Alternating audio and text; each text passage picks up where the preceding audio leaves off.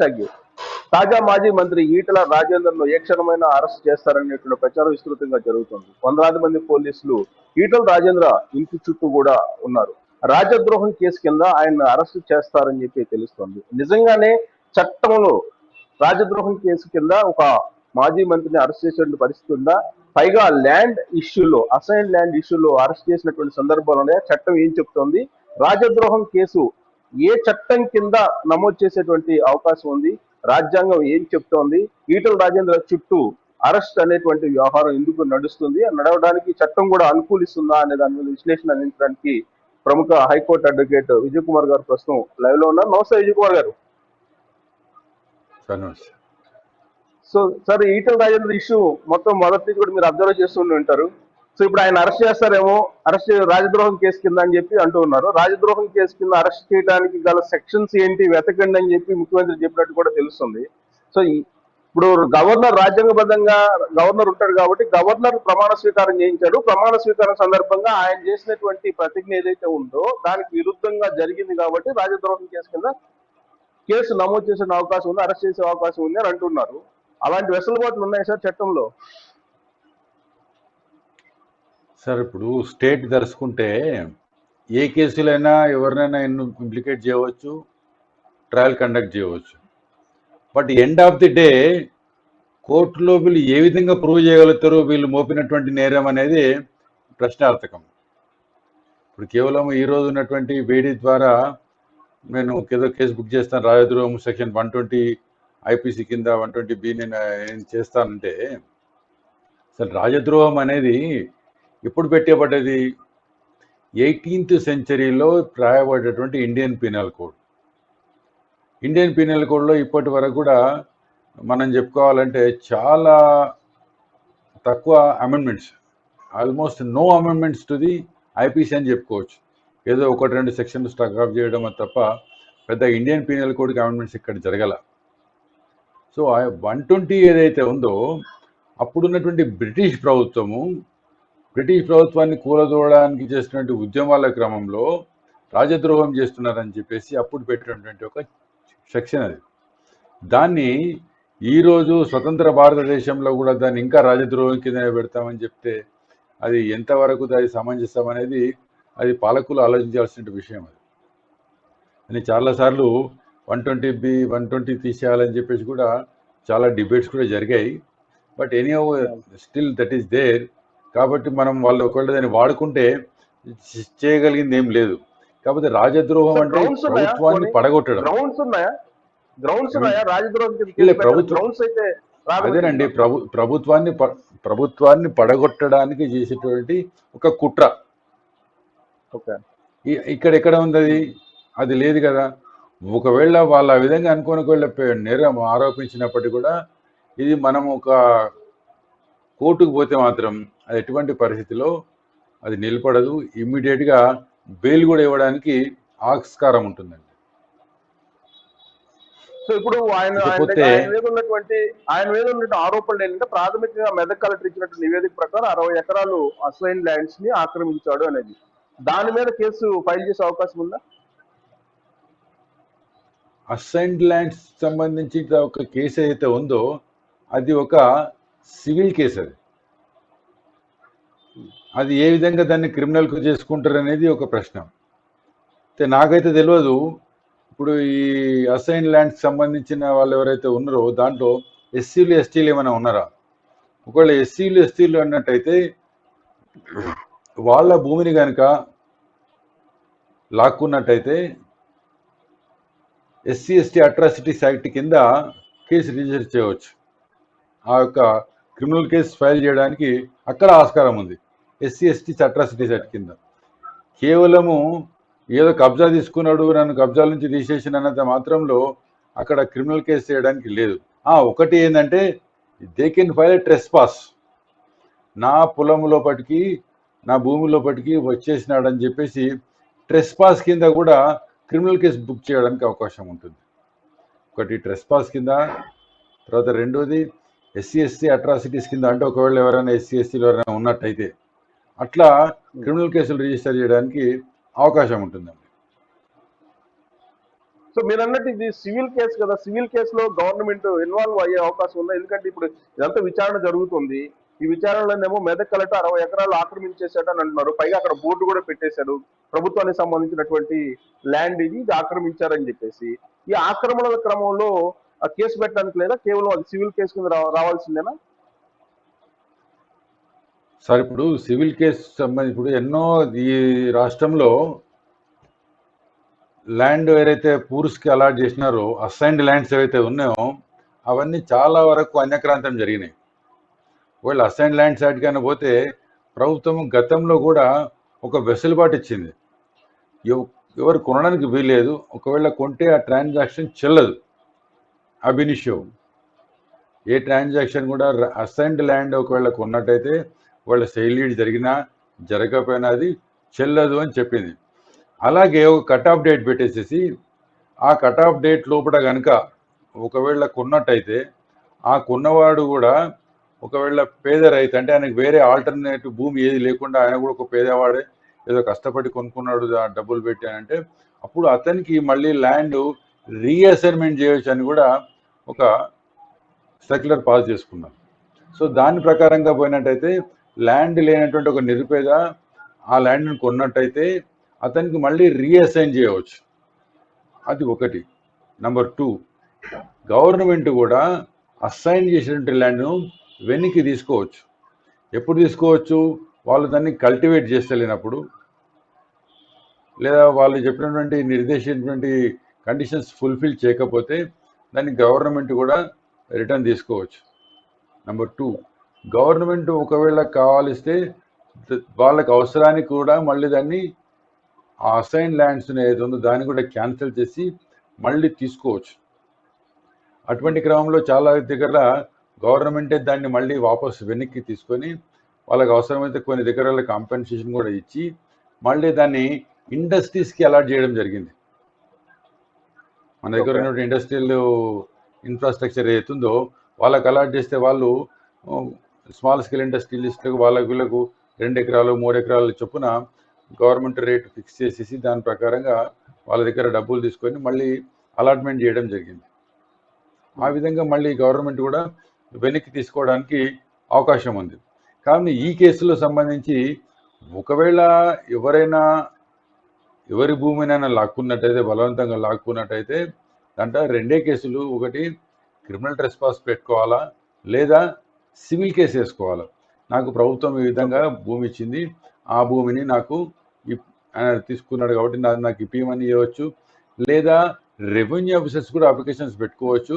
ఫలానా ల్యాండ్ నాకు మీరు ఇచ్చారు, అది అన్యాక్రాంతం అయిపోయింది, దాన్ని నాకు తిరిగి మళ్ళీ ఇప్పించండి అని కూడా అడగవచ్చు. అప్పుడు ఏం చేస్తారు వాళ్ళు? మళ్ళీ హద్దులు ఒకవేళ పాతేసేసి ఆ హద్దుల ప్రకారంగా మళ్ళీ ఎవరికైతే అసైన్ చేసినారో వాళ్లకు తిరిగి ఇప్పించడం అనేది జరిగేది ఒక ఆనవాయితీ. ఓకే సార్, ఇక్కడ ఇప్పుడు రెవెన్యూ, దేవాదాయ శాఖ, మిగిలినటువంటి అక్కడ ఉండేటువంటి రెవెన్యూ శాఖ సంబంధించిన అధికారులు వీళ్ళందరూ కూడా ఇన్వాల్వ్ అయి ఉన్నారు కదా, ఎంక్వైరీ చేస్తున్నారు. ప్రాథమికంగా ఒక నిర్ధారణకు వచ్చింది ఎంతో కొంత ఆక్యుపై చేశారని చెప్పేసి. ఒకవేళ ఆక్యుపై చేస్తుంటే మళ్ళీ వెనక్కి తీసుకోండి అని చెప్తున్నారు. ఇక్కడ అరెస్ట్ అనేటువంటి అలాంటి భావం ఎందుకు వస్తుంది? అరెస్ట్ చేస్తున్నారు, అరెస్ట్ చేయబోతున్నారు అని ఆయనే చెప్తున్నాడు. ఇంత కొద్దిసేపు ప్రెస్ మీట్ పెట్టి అరెస్ట్ చేయబోతున్నారు అనేటువంటి ఒక అనుమానాన్ని కూడా ఆయన వ్యక్తం చేశారు. అంటే అక్కడ ఉన్నటువంటి పరిస్థితులను బట్టి ఆయనకు వచ్చినటువంటి ఇన్ఫర్మేషన్ బట్టి ఆయన అప్రహెండ్ చేసి ఉండవచ్చు. ఒకవేళ అరెస్ట్ చేసినప్పటికీ కూడా నేను ఇంత గతంలో చెప్పినట్టుగా ఒకవేళ SC/ST అట్రాసిటీస్ కేసు అటువంటిది ఒకవేళ కాకపోతే మాత్రం ఇమ్మీడియట్గా బెయిల్ ఇవ్వడానికి అవకాశం ఉంటుందండి. అంత పెద్ద ఎవరైతే మా ల్యాండ్ ఆక్రమించారో అని చెప్పి చెప్తూ ఉన్నారో వాళ్ళు ఏమంటున్నారంటే మమ్మల్ని బెదిరించి తీసుకున్నారు ల్యాండ్ అని అంటున్నారు. దాని మీద క్రిమినల్ కేసు ఫైల్ చేసి అరెస్ట్ చేసే అవకాశం ఉందా?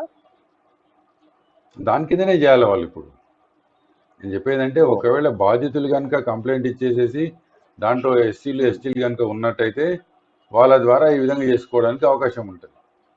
SC/ST అట్రాసిటీస్ కేసు కనుక పెట్టినట్టయితే అది not bailable by the magistrate. అది మళ్ళీ బెయిల్ ఇవ్వాలంటే ఎవరి వాళ్ళ? సెషన్ జడ్జి వాళ్ళ. కాబట్టి ఇమీడియట్గా బెయిల్ దొరికే అవకాశం లేనటువంటి ఒకటే ఒక ప్రొవిజన్స్ ఇప్పుడు ప్రభుత్వంగా ఉన్నాయి. అంటే SC/ST అట్రాసిటీ కనుక ఒకవేళ పెట్టినట్టయితే he has to undergo for judicial custody ఇక మరొక ఆప్షన్ మినిమం మరొక ఆప్షన్ ఏం- యా, మరొక ఆప్షన్ ఏం చెప్తున్నారంటే రాజద్రోహం అంటే రాజ్యాంగాన్ని ఉల్లంఘించారు అనే దాని మీద కూడా కేసు పెట్టి అరెస్ట్ చేసే అవకాశం ఉందని అంటున్నారు. ఓకే. అంటే ఆయన మంత్రి పదవికి అంటే మంత్రి పదవిని రాజద్రోహం ఉపయోగించి ఆయన అదే అధికారాన్ని ఉపయోగించి అవును, ప్రభుత్వాన్ని పడగొట్టడానికి ప్రయత్నం చేసినాడు అనేటువంటి ఒకటి చెప్పినప్పుడు అప్పుడు కామన్ విట్నెస్లు ఎక్కడ మనకు వస్తారు? ఎవరైతే ల్యాండ్ ఇచ్చిన వాళ్ళు అది రాజద్రోహం ఎట్లయితుంది? అది ఒక ప్రైవేట్ రైట్ ఇన్ఫ్రింజ్ అయింది కాబట్టి వాళ్ళు క్రిమినల్ కేసు వేసినారు. ప్రభుత్వానికి వ్యతిరేకంగా ప్రభుత్వాన్ని పడగొట్టడానికి ప్రయత్నం చేసినాడు అంటే అప్పుడు దానికి ప్రభుత్వం ఈరోజు వాళ్ళ యొక్క రిమాండ్ రిపోర్ట్లో కూడా బేసిక్ ఒక ఎంక్వైరీలో వాళ్ళకి ఈయన రాజద్రోహం చేస్తున్నాడు అన్నటువంటి ఎవిడెన్స్ ఆధారాలు ఏం లభించినాయి కూడా వాళ్ళు ఇప్పుడు రిమాండ్ రిపోర్ట్లో చెప్పాల్సి ఉంటుంది. ఒకవేళ నిజంగా కూడా వాళ్ళు ఒకవేళ అరెస్ట్ చేసి కోర్టులో ప్రొడ్యూస్ చేసినప్పుడు ఈ రిమాండ్ రిపోర్ట్లో ఇంతవరకు వాళ్ళు విట్నెస్ ఎగ్జామిన్ చేస్తే ఇంతమందిని ఎగ్జామిన్ చేశాము, ఈయన రాజద్రోహం ప్రయత్నం చేసినాడు అని చెప్పేసి ఎవరైనా సాక్షులు చెప్పినట్టయితే 161 సిఆర్పిసి స్టేట్మెంట్లో అప్పుడు మాత్రమే వీళ్ళు చేయాల్సి ఉంటుంది. Without whispering anything about the 120 చెప్పకుండా నేను సింపుల్గా నేను సెక్షన్ ఉన్నది కాబట్టి నేను పెట్టేసి నేను దాని కింద అరెస్ట్ చేస్తా అంటే ప్రిమోఫేసి డాక్యుమెంటరీ ఎవిడెన్స్ కానీ లేదా ఓరల్ ఎవిడెన్స్ కానీ రిమాండ్ రిపోర్ట్లో కోర్టు వారికి చూపించాల్సి ఉంటుంది. లేకపోతే కోర్టు రిజెక్ట్ కూడా చేయవచ్చండి. సుబ్బారావు గారు వినపడుతుందా? సుబ్బారావు గారు వినపడుతుందా? మంద డిస్కౌంట్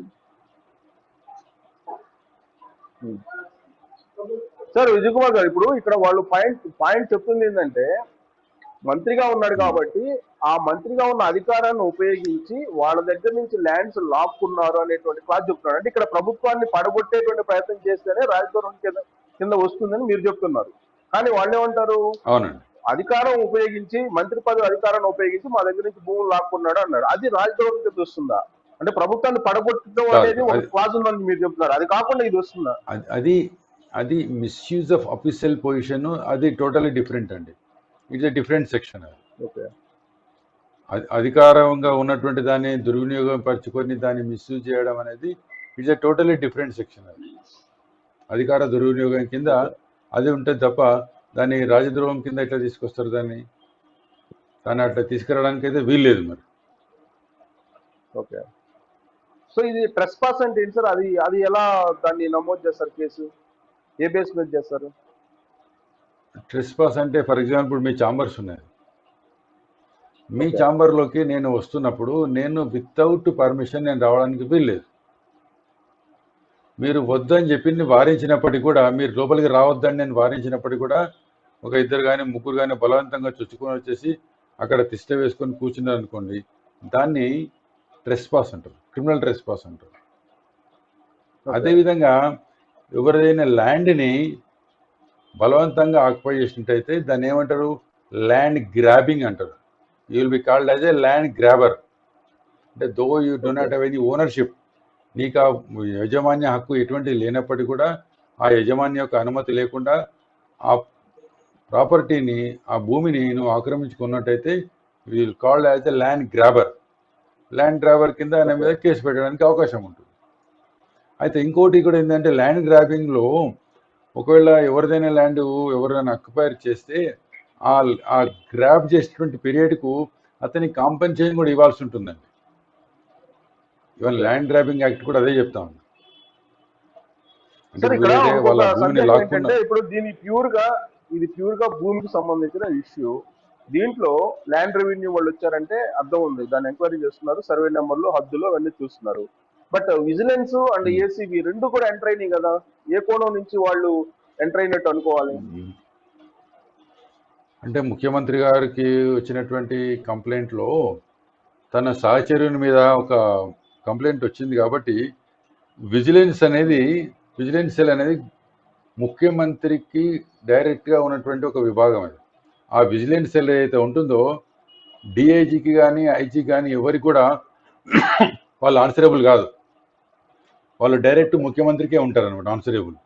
కాబట్టి ఆయన దగ్గర కంప్లైంట్ డైరెక్ట్ వచ్చింది కాబట్టి ఆయన అవి తనకున్నటువంటి ఈ పవర్స్ను వినియోగించి విజిలెన్స్ ద్వారా ఎంక్వైరీ చేయవచ్చు. విజిలెన్స్ ఎంక్వైరీ చేసినంత మాత్రంలో దట్ ఈజ్ నాట్ ఫైనల్ అండి. Vigilance okay. కేవలం ఆయన ఒక బేసిక్గా జరిగింది తప్పు జరిగిందా లేదని తెలుసుకోవడానికి మాత్రమే చేసేటువంటి ఒక డిస్క్రీట్ ఎంక్వైరీ తప్ప ఆ విజిలెన్స్ ఎంక్వైరీని రేపు కోర్టులో దానికి పెట్టడానికి అనే దానికి పెద్ద ఏం ఉండదు. ఎందుకంటే సపరేట్ ఇన్వెస్టిగేషన్ ఏజెన్సీ దానికి ఉంటుంది. సపరేట్గా వాళ్ళు ఇన్వెస్టిగేట్ చేసిన తర్వాతనే ఛార్జ్షీట్ ఫైల్ చేయడం జరుగుతుంది. ఈ ఛార్జ్షీట్ ఫైల్ చేయడంలో విజిలెన్స్ పాత్ర ఏం మాత్రము ఉండదు. కేవలం విజిలెన్స్ ఏంటంటే ఓకే. బేసిక్గా అసలు నిజంగానే ఆయన పొరపాటు చేసిండా, గ్లాండ్ గ్రాబింగ్ చేసిండా లేదా అని తెలుసుకోవడానికి ముఖ్యమంత్రి తనకు తానుగా తన కింద ఉన్నటువంటి ఒక విభాగాన్ని వినియోగించుకొని ఇన్ఫర్మేషన్ తీసుకునే దాన్ని ఈ విజిలెన్స్ సెల్ చేస్తుందండి. ఓకే. ఇక ఏసీబీ రోల్ ఏంటి? ఏసీబీ కూడా ఎంటర్ అయింది కదా అక్కడ. ఏసీబీ అంటే యాంటీ కరప్షన్ వాళ్ళు. యాంటీ కరప్షన్ వాళ్ళకు సంబంధించిన దాంట్లో మనం ఒక రకంగా ఆలోచన చేస్తే గతంలో ఉన్నటువంటి రిటైర్డ్ ఐఏఎస్ ఆఫీసర్ కలెక్టర్ గారు, అక్కడ ఉండే జాయింట్ కలెక్టర్ గారు కూడా వాళ్ళు ఏం చెప్పినారంటే మా మీద కూడా ఇన్ఫ్లుయెన్స్ చేయడం జరిగింది అని చెప్పినారు వాళ్ళు. ఈటెల రాజేందర్ గారు మా మీద ఇన్ఫ్లుయెన్స్ చేయడం జరిగింది అని చెప్పారు. అంటే వాస్తవానికి వాళ్ళు ఆ రోజు చెప్పకపోయినప్పుడు కూడా ప్రభుత్వంలో ఉన్నారు కాబట్టి, లేదా పవర్లో ఉన్నారు కాబట్టి, లేదా ఉద్యోగంలో ఉన్నారు కాబట్టి వ్యతిరేకించకపోయినప్పటికీ కూడా ఒకవేళ ఇటువంటి జరిగినప్పుడు వాళ్ళు ఇమీడియట్ చేయాల్సిన పని ఏంది? దాని ఐఏఎల్ ఆఫీసర్ దృష్టికి వాళ్ళు తీసుకురావాలి. సరే అప్పుడు తీసుకురాలేదు, అట్లీస్ట్ రిటైర్ అయినాక ఇమీడియట్గానైనా ఫలానా ఈటెల రాజేందర్ గారు మా మీద ఈ విధంగా ఇన్ఫ్లుయెన్స్ చేశారు అని ప్రజల్లో వచ్చి చెప్పాలి కదండి. అంటే దీని అర్థం అంటే ఏంది అంటే సంథింగ్ ఈజ్ ఫిషీ, కొంత డబ్బులు తారుమారైనాయి, చేతులు మారినాయి అనడానికి అవకాశం ఉంది. కాబట్టి యాంటీ కరప్షన్ వాళ్ళు వాళ్ళ యొక్క పద్ధతిలో కూడా వాళ్ళు ఎంక్వైరీ చేస్తారు. ఆ ఎంక్వైరీలో కేవలము ఆ రోజు డబ్బులు ఇచ్చిండ్రా లేదనే కాదు, దాంట్లో ఈవెన్ డిస్ప్రపోర్షనేట్ అసెట్స్ మీద కూడా యాంటీ కరప్షన్ వాళ్ళు ఎంక్వైరీ కండక్ట్ చేయవచ్చు. ఓకే. అంటే అఫీషియల్స్ ఏ విధంగా కరప్ట్ చేశారు దీంట్లో. మొత్తం మీద ల్యాండ్ రెవెన్యూ, విజిలెన్స్, ఏసీబీ మూడు చాలా యుద్ధ ప్రాతిపదికన ఎంక్వైరీ చేస్తుంది. ఇంకొక వైపు ఏమో ఈటెల రాజేంద్ర డే 1 నుంచి ఆయన ఏం చెప్తున్నాడంటే నయీం బెదిరించినా నేను భయపడలేదు, నన్ను చంపేస్తానన్నా కానీ అని చెప్పి పదే పదే నయీం గురించి చెప్తూ ఉన్నాడు. నయీం భూముల విషయం కూడా మీకు తెలుసు, నయీం కేసు కూడా ఆల్రెడీ కోర్టులో ఉంది. ఏంటి నయీం గురించి ఎందుకు పదే పదే ఈటెల రాజేంద్ర చెప్తున్నట్టు అనుకోవాలి? అంటే ఒకటండి, ఇప్పుడు ఈరోజు వారు చెప్తున్న ప్రకారం ఏంటంటే నయీం సంబంధించిన ఆస్తులను కూడా ప్రభుత్వంలో ఉన్నటువంటి కొంతమంది వ్యక్తులు దాన్ని కబలించినారు, దాన్ని వాళ్ళ దగ్గర తొక్కి పెట్టేసినారు అనే విషయాన్ని ఈరోజు ఇండైరెక్ట్గా వారు ఒక థ్రెటన్ ఇస్తున్నట్టుగా అనిపిస్తుంది. ఎందుకంటే మీరు ఏమేమి చేసినారో మాకు అన్నీ తెలుసు అనే విషయాన్ని వారు ఈరోజు మాట్లాడుతూ ఉన్నారు. అదేవిధంగా నయీం పేరును ప్రత్యేకంగా తీసుకుంటారంటే నయీంను హత్య తర్వాత ఆయనకున్నటువంటి అసెట్స్ అన్నీ కూడా ఏమైనా అనే విషయాన్ని ఇప్పటి వరకు కూడా చెప్పాల. ఆయన బలవంతంగా ఎన్నో ట్రాన్స్ఫర్లు అవి చేయించారు, మరి ఆ ట్రాన్స్ఫర్లు అని ఏమైనది, అది ఎక్కడికి వెళ్ళికి వచ్చినా ఏమైందని చెప్పలేదు. నయీం కూడబెట్టేటువంటి క్యాష్ అంతా ఏమైంది, నయీం కూడబెట్టే ఆస్తులని ఏమైనాయి అనేటువంటి విషయాన్ని ఎక్కడ కూడా ఇప్పటి వరకు కూడా బహిర్గతం చేయలే. నయీం నన్ను భయపెట్టించితే కూడా నేను భయపడలేదు అనే విషయం ఒకటి ఏంటంటే, నేను చాలా ధైర్యవంతుని, మీ అటువంటి వాళ్ళకు నేను ప్రాణహాని ఉన్నప్పుడే నేను భయపడలేదు, నేను ఈ తాటాకుల సప్పుడు నేను భయపడతాను అనేటువంటి ఒక సింబల్ మనం తీసుకోవచ్చు, దాన్ని ఆ విధంగా అర్థం చేసుకోవచ్చు. కానీ ఈ విధంగా కూడా అర్థం చేసుకోవచ్చు ఏంటంటే నయీం హత్య తర్వాత జరిగినటువంటి ఉదంతంలో ఏ ప్రాపర్టీస్, ఎంత క్యాష్ ఎవరి జేబులకు పోయింది అనే విషయం కూడా నాకు తెలుసు అనేటువంటి ఇది కూడా మనం ఆ విధంగా కూడా అర్థం చేసుకోవచ్చు అండి. సార్ మరొకటి ఏంటంటే ఈటెల రాజేంద్ర భూమండలం మీద ఎన్ని విచారణ సంస్థలు ఉన్నాయో, ఎంక్వైరీ సంస్థలు ఉన్నాయో వాటన్నిటి చేత ఎంక్వైరీ చేసుకోండి అని చెప్తున్నాడు. పైగా సిట్టింగ్ జడ్జి చేత విచారణ జరిపించండి అని చెప్తూ ఉన్నాడు. అంటే ఇప్పుడు జరుగుతున్నటువంటి ప్రక్రియ ఆయనకి నచ్చకపోవచ్చు, లేదంటే దానివల్ల న్యాయం జరగదు అనుకోవచ్చు. సిట్టింగ్ జడ్జి చేత కనుక ఎంక్వైరీకి కనుక ఆదేశిస్తే ఇప్పుడు ఎవరైతే ఆరోపణలు ఎదుర్కొంటున్నారో వాళ్ళందరి విషయం కూడా వస్తుందా, కేవలం ఈటల రాజేందర్ మాత్రమే వస్తుందా? కేవలం ఈటెల రాజేందర్ ఇష్యూ వచ్చింది కాబట్టి అదొకటే వస్తుందండి. ఒకటి. రెండు, ఈటెల రాజేందర్ గారుని భయపెట్టడానికి నేను భయపడాను అని చెప్పడానికి కారణం ఒకటి ఉందండి. ఒకటి, తను ఏమంటున్నాడు, నేను ల్యాండ్ను ఫార్మర్స్కి డబ్బులు ఇచ్చేసి సరెండర్ చేయమని చెప్పాను. ఆయన సరెండర్ చేయమని చెప్పినట్టున్నాడు తప్ప వాళ్ళు కూడా సరెండర్ చేయడానికి పోయి అప్లికేషన్ పెట్టినామని చెప్తా ఉన్నారు.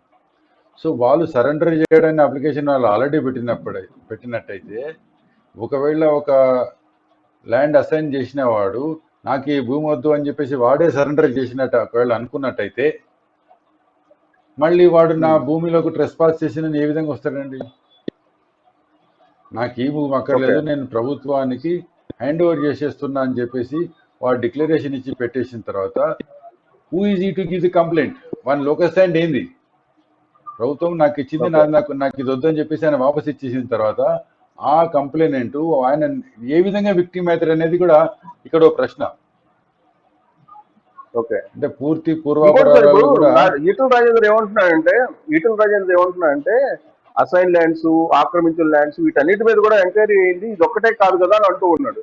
ఇది చట్టపరిధిలోకి రానప్పుడు పొలిటికల్ యాంగిల్లో ఉన్నప్పటికీ ఇప్పుడు ఈ కేసు ఫైల్ అయితే కనుక రాబోయే రోజుల్లో అన్ని మీద ఎంక్వైరీ చేయండి అని చెప్పి ఒకవేళ ఈటల రాజేంద్ర కోర్టులో కోరితే కనుక కోర్టు పరిగణలోకి తీసుకుంటుందా? ఇప్పుడు దేని కేసు దాన్ని సపరేట్ చేయాలండి. ఇప్పుడు మన దగ్గర చూసినట్టయితే ఈరోజు హైకోర్టులో కానీ తర్వాత వేరే వేరే కోర్టులలో ఎమ్మెల్యేల మీద, మినిస్టర్ల మీద కూడా కేసులు పెండింగ్ ఉన్నాయి. వాళ్ళు ల్యాండ్ కబ్జా చేస్తున్నారు, భూ కబ్జా చేస్తున్నారు, కేసులు చాలా ఉన్నాయి. కేవలం మినిస్టర్లే కాదు, లోకల్ లీడర్స్ కబ్జా చేసినటువంటి ప్రభుత్వ భూములను, నాట్ ఓన్లీ అసైన్ ల్యాండ్స్, ప్రభుత్వ భూములను కూడా కబ్జా పెట్టినటువంటి వాళ్ళు ఉన్నారు. Political leaders, local political leaders, ruling party political leaders వాళ్ళ అండదండలతోని ప్రజలు కబ్జా పెట్టుకొని వాళ్ళు తక్కువ రేట్లో కొనుక్కొని ఇల్లు కట్టుకునేటువంటి సంఘటనలు చాలా ఉన్నాయి. ఆ విధంగా వాళ్ళు ఇల్లు కట్టుకున్న తర్వాత ప్రభుత్వం ఏం చేస్తుంది, ఆ ల్యాండ్స్ని రెగ్యులరైజ్ చేస్తుంది. ఈరోజు మీరు ఏదైనా ఓపెన్ జాగా ఉంటే గవర్నమెంట్ ఏమైనా ఉంటే మీరు ఆ ల్యాండ్లో బ్రహ్మాండంగా ఇల్లు కట్టుకొని మీరు 2004 కంటే ముందే నేను ఇల్లు కట్టుకొని అక్కడ ఉంటున్నాను, ఆ ల్యాండ్ నాకే ఇవ్వండి అని చెప్పేసి కనుక మీరు కనుక చెప్తే ఒక జియో సర్క్యులర్ ఉంది, ఆ 2400 కంటే ముందే 4 కంటే ముందే మీరు ఒకవేళ ఉన్నట్టు ప్రూవ్ చేసుకున్నట్టయితే ఆ ల్యాండ్ని మీకు ప్రభుత్వమే రెగ్యులరైజ్ చేస్తుంది, మీరు ఛార్జెస్ కలెక్ట్ చేసుకోండి. సో ఇదంతా ఇట్లా జరుగుతుంది, ఒక మాఫియా జరుగుతూ ఉంది ఈ రాష్ట్రంలో. ల్యాండ్కి సంబంధించిన ఒక మాఫియా ఎక్కడెక్కడైతే ప్రభుత్వ భూములు ఉన్నాయో, ఎక్కడెక్కడైతే అసైన్ ల్యాండ్స్ ఉన్నాయో దాని చుట్టుముట్టు కూడా ఒక మాఫియా తిరుగుతూ వాళ్ళు దాన్ని భూదందాలు, భూ కుంభకోణాలు చేసుకుంటా ఉన్నారు. దాన్ని చట్టబద్ధత కూడా వాళ్ళే కల్పించుకుంటున్నారు. అఫీషియల్ పవర్స్ను మిస్యూజ్ చేసి దాన్ని చట్టబద్ధత కూడా కల్పించుకోవడానికి ప్రయత్నాలు జరుగుతూ ఉన్నాయి, జరిగినాయి, రెగ్యులరైజ్ అయినాయి కూడా. ఇవన్నీ కూడా కోర్టుకు తెలుసు, 111 జీవో గురించి తెలుసు, అన్ని తెలుసు కోర్టుకి. ఈ క్రమంలో ఈటల రాజేంద్ర కేసు కోర్టుకి వెళ్తే కానీ కోర్టుకి ఎలాగో వెళ్తుంది, అరెస్ట్ చేసినా లేకపోతే ఆయన మీద ఎంక్వైరీ చేసినా కోర్టుకి ఎలా వెళ్తుంది. కాబట్టి కోర్టుకు వెళ్ళినప్పుడు కోర్టుకున్న విస్తృత అధికారాలతోటి ఈ మొత్తం భూముల వ్యవహారం మీద ఒక సమగ్రమైనటువంటి విచారణ జరపండి అని చెప్పి ఒక డైరెక్షన్ ఇవ్వచ్చా? సుబ్బారావు గారు, నేను ఇప్పటివరకు మీకు చెప్పాను, చాలా ప్రభుత్వ భూములు చాలా మంది అక్వైర్ చేసుకున్నారు, వాళ్ళందరూ ఆ విధంగా చేస్తున్నారని. మీరు కూడా వెనక పోయి ఎక్కడ అక్వైర్ చేస్తే ప్రభుత్వం తీసుకుపోయి ఏం చేస్తుంది, మిమ్మల్ని లోపల పెడుతుంది. వాళ్ళందరూ చేసినారు కానీ నన్ను ఎందుకు చేస్తారంటే ఎవరి మీద కేసు పెడితే వాళ్ళే నిరూపణ చేసుకోవాలి, నేను నిర్దోషినాను. ఈరోజు ఈటెల రాజేందర్ గారి మీద నిరూపణ ఛార్జెస్ ఉన్నాయి కాబట్టి ఆ ఛార్జెస్ను డిస్ప్రూవ్ చేసుకోవాల్సిన బాధ్యత ఈటెల రాజేందర్ గారి మీద ఉంటుంది తప్ప మిగతా వాళ్ళందరూ చేసినారు కాబట్టి వాళ్ళ మీద అందరూ ఎంక్వైరీ చేసి వాళ్ళకి పనిష్మెంట్ ఇచ్చిన తర్వాత నేను నాకు పనిష్మెంట్ ఇవ్వని అడగడానికి లేదండి. నీ మీద ఏవైతే ఛార్జెస్ ఉన్నాయో ఆ ఛార్జెస్ను నువ్వు డిస్ప్రూవ్ చేసుకోవాలా లేదా ప్రభుత్వం ప్రూవ్ చేయాలా. ఈ రెండిట్లో ఏదో ఒకటి ఉంటుంది తప్ప మిగతా కేసులన్నీ తేలినాక నా కేసు తేల్చండి అని ముద్దాయి అడగడానికి లేదండి. ఓకే, చూస్తే కనుక డే వన్ నుంచి మనం చూస్తున్నాం, దాదాపు 3 days 3rd dayలోకి ఎంటర్ అయ్యాము. ఈ మొత్తం ఎపిసోడ్ చూస్తే మీకు ఏమనిపిస్తుంది? ఒక సీనియర్ అడ్వకేట్ ఖచ్చితంగా ఈటల రాజేందర్ని అరెస్ట్ చేసేటువంటి అవకాశం ఉంది ప్రభుత్వం అనిపిస్తుందా? ప్రభుత్వము అరెస్ట్ చేస్తుందా లేదా అనేది పక్కకు పెడితే మొత్తం విట్నెస్లను మనకంటే మీడియాకి వచ్చిన దాన్ని బట్టి చూస్తే మొత్తం విట్నెస్లను కూడా ఒక పద్ధతి ప్రకారంగా వాళ్ళను ట్యూటరింగ్ చేస్తున్నట్టుగా కనపడుతుంది. అంటే ఒకటే విట్నెస్ వచ్చేసి ఉదయం 10 గంటలకు 11 గంటలకు ఒక స్టేట్మెంట్ ఇస్తాడు, ఆ తర్వాత మధ్యాహ్నం 2 గంటలకు అదే విట్నెస్ వచ్చేసి డిఫరెంట్ స్టేట్మెంట్ ఇస్తుంటే దాన్ని బట్టి మనకి పెరిమాఫేసి ఏం అర్థమవుతుంది అంటే ఒక వ్యక్తిని మొదట చెప్పిన విషయం వాస్తవం చెప్తే మళ్ళీ వారిని అట్లా కాదు ఇట్లా చెప్పమని చెప్పేసి పూర్తిగా వాళ్ళను ట్యూటరింగ్ చేసేసి తీసుకొని వచ్చి మళ్ళీ ఆ మీడియా ముందు పెట్టి నిలబెట్టి మాట్లాడుతున్న విషయాన్ని చాలా కామన్ పబ్లిక్ కూడా విషయం అర్థమవుతుందండి. సో ఇది ఇదంతా పొలిటికల్ కూడా కోణంలో నుంచి జరుగుతున్నటువంటి కేసు లాగా క్లియర్ గా అర్థమవుతుంది. అయినప్పటికీ కూడా ఈటల రాజేందర్కి ప్రభుత్వానికి మధ్య నడుస్తున్నటువంటి ఈ మొత్తం సంఘర్షణ లేదంటే ఈ మొత్తం వ్యవహారం చూస్తే కనుక రాబోయేటువంటి రోజుల్లో ఖచ్చితంగా జైలు పాలు కాక తప్పనటువంటి సిచ్యువేషన్. ఎందుకంటే మీరు కేసీఆర్ గారి గురించి, కేసీఆర్ ప్రభుత్వం గురించి తెలుసు, సంఘటన గురించి తెలుసు కాబట్టి. సార్ చెప్పాను కదా ఎన్ని రోజులు అతను జైల్లో పెడతారండి. ఇవి ఏ పెట్టినా కూడా ట్రయబుల్ బై మేజిస్ట్రేట్ అంటే సేమ్ డే రోజు బెయిల్ ఇవ్వడానికి అవకాశం ఉంటుంది. If not so triable by sessions court అంటే మాక్సిమం 1 వీక్ అండి. 1 వీక్ అంటే ఎక్కువైతే పెట్టలేరు కదా, ఆయన గురి తీయరు కదా. పోయి వస్తాడేమో వారం రోజులు, దాని నుంచి ఏం పెద్ద జరిగేది ఏముంది. ఓ వారం రోజులు లోపలి పోయి వస్తాడేమో. లోపలి పోయి వచ్చినాక రాజకీయంలో ఉన్నప్పుడు జైలు ఇవన్నీ చాలా కామన్గా పోతూనే ఉంటారు. ఇలా ప్రతిపక్షంలో ఉన్నటువంటి వాళ్ళు ప్రభుత్వాలను జైలు పంపించిన సంఘటనలు ఎన్ని లేవు, పోతలేరా వస్తలేరా ఎన్ని. అవి ఇప్పుడు పొలిటికల్ ఫీల్డ్లో ఉన్నప్పుడు అరెస్టులు రిమాండ్ అనేది చాలా కామన్. ఇంకోటి ఏంటంటే వీళ్ళకి అడ్వాంటేజ్ ఏంటంటే ఈరోజు పబ్లిక్ రిప్రజెంటేటివ్స్ అందరికీ కూడా తొందరగా కేసులు ట్రయల్ చేయమని చెప్పేసి సుప్రీంకోర్టు సపరేట్ కోర్ట్స్ కన్స్టిట్యూట్ చేసింది. సో ఒకవేళ కేసు రిజిస్టర్ అయినప్పటికీ కూడా at the earliest possible the case will be disposed of. కాబట్టి దానికి భయపడాల్సిన అవసరం లేదు. ఇప్పుడు ఒక స్టేజ్లో ఒకరిని మేనేజ్ చేసుకుంటావు తప్ప అన్ని స్టేజ్లో అందరినీ మేనేజ్ చేసుకోలేవు కదా. సరే నువ్వు నీ పని ఎంతవరకు చేస్తావు, ప్రాసిక్యూషన్ నీ చేతి ఉంటుంది కాబట్టి ఛార్జ్ షీట్ వేసేంత వరకు నీ పని, ఛార్జ్ షీట్ వేసి లోపలికి పంపిస్తావు. సరే మొదటి 14 రోజులు లోపలికి పోతాడేమో, తర్వాత ట్రయల్ అయితే నడుస్తుంది కదా. ట్రయల్ అన్నప్పుడు అయితే జడ్జిలు అయితే ఉంటారు కదా, you cannot manage the every one. నువ్వు జడ్జిలను అయితే నువ్వు మేనేజ్ చేసేది ఏం లేదు కదా. Independent judiciary is not under your control. Definitely you will get the justice. ఒకవేళ నిజంగా ఆయన చేసినట్టు ప్రూవ్ చేస్తే టోటల్ అగైన్ డిఫరెంట్. బట్ మనం అనుకునేదంటే కేవలం అసైన్ ల్యాండ్స్ అప్పుడు కేసులు అసైన్ ల్యాండ్స్ ని రిజిస్టర్ చేయించుకున్నాడు ఈటల రాజేంద్ర అని కనుక ఒకవేళ ప్రూవ్ అయితే అప్పుడు కేసు పెద్దది అవుతుందా? ఈటల రాజేంద్ర రాజకీయాల నుంచి వైదొలు కావాల్సినటువంటి పరిస్థితి అంత పెద్ద ప్రమాదం ఉంటుందంటారా? సార్ నెంబర్ 1 ఏంటంటే అసైన్డ్ ల్యాండ్స్ ని ఎవరు అమ్మడానికి వీల్లేదు, అవి రిజిస్టర్ చేయడానికి వీల్లేదు. ఉదాహరణకి ఇప్పుడు నాకు గవర్నమెంట్ అసైన్ చేసింది అనుకున్నాము 2 ఎకరాలు నాకు ఇచ్చింది భూమి, ఓకే.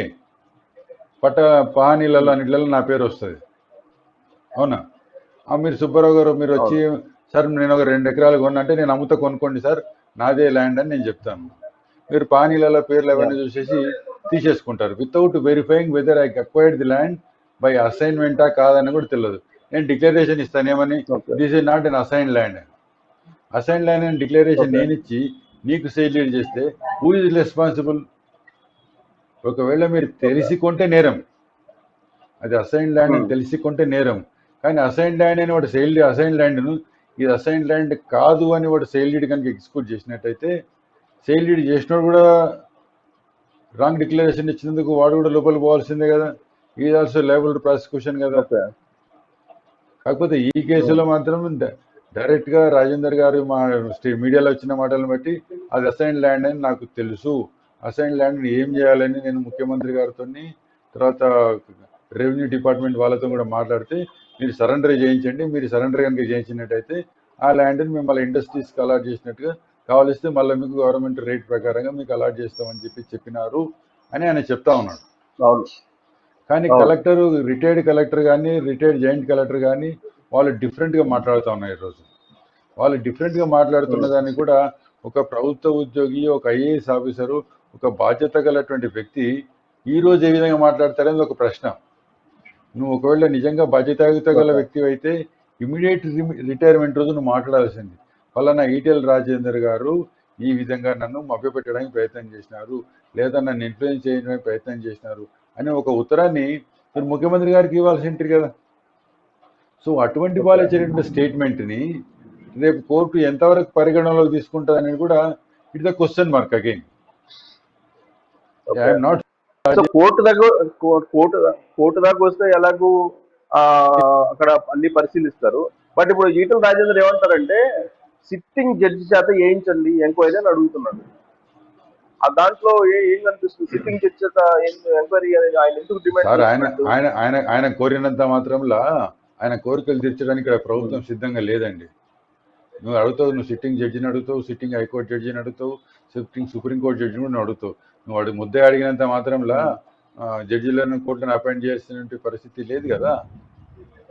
వాళ్ళేదో అంటే తన అడగడంలో ఉద్దేశం ఏంటంటే నేను చాలా క్లీన్ పర్సన్ను, ఎటువంటి నేను తప్పు చేయలేదు కాబట్టి మీరు సిట్టింగ్ జడ్జి ద్వారా ఎంక్వైరీ చేయించుకోండి అని తను నిరూపించుకోవడానికి ఆ విధంగా అంటున్నాడు తప్ప కేవలము తను అన్నంత మాత్రంలో ఓ సిట్టింగ్ జడ్జిని తీసుకొచ్చేసి ఎంక్వైరీ చేస్తారనే దానికి ఏం లేదండి.